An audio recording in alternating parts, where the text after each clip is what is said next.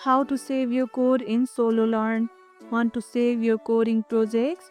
Sololearn makes it simple to keep your work safe, and let's see how to do it. First, open the Code Playground from the bottom menu of the app. Now write or edit your code as usual. Tap the save icon usually at the top right of the screen. Give your code snippet or name so you can find it easily later. Tap save again to store it in your personal library. You can access saved code anytime from the Code Playground section. Organize your saved snippets with clear names for quick reference. How often do you save your code? Let us know about your habits in the comments below. And that's how you can save your code in Sololearn.